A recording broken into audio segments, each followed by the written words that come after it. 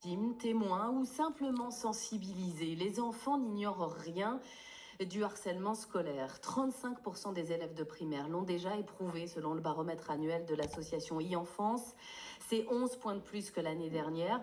Des élèves très conscients du risque et plus informés qu'on ne croit. Ici, en pleine séance de prévention dans une école du 19e arrondissement de Paris, c'est un reportage signé Sonia Princet. Ces élèves ont 9 ou 10 ans et sont parfaitement capables de distinguer les cas de harcèlement. Donc, ce serait quoi la raison pour laquelle ils rigolent de la personne? C'est peut-être parce qu'il y a tout le monde qui le trouve moche ou un truc comme ça. Elle est différente. Pour vous, est-ce que ça, pour le moment, c'est du harcèlement? Non, parce que si c'est pas tous les jours, si c'est juste un jour, c'est pas bien, mais c'est pas du harcèlement. Le harcèlement, c'est quand c'est tous les jours, tous les jours. Alexandre, l'animateur de l'association Asmae, montre différentes images où des scènes de la cour de récré sont représentées. J'ai l'impression que lui, il va pas voir un adulte, du coup, il reste bloqué dans son coin à se faire harceler.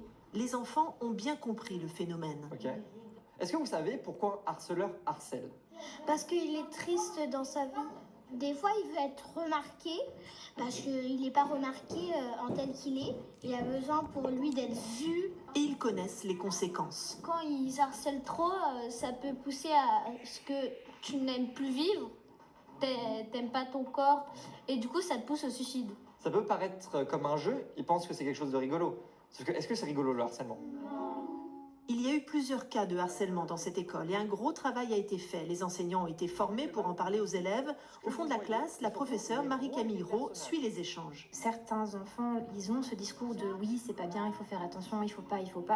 Et pourtant, c'est parfois les premiers à faire des rumeurs ou à lancer des moqueries et ils s'en rendent pas forcément compte. Là, on en parle et on focalise sur le sujet, mais au quotidien, c'est difficile à mettre en pratique pour certains. Selon l'enseignante, les parents devraient aussi assister à ces séances de prévention pour mesurer les dangers des réseaux sociaux et repérer les signes du harcèlement. Reportage France Inter sur le terrain, signé ce matin Sonia Princet. L'école qui progresse par ailleurs en matière d'inclusion des enfants porteurs de handicap. En 2022, ce sont les derniers chiffres publiés par le ministère aujourd'hui, les 2/3 étaient scolarisés dans les écoles, les collèges et les lycées. C'est 17 points de plus qu'en 2010.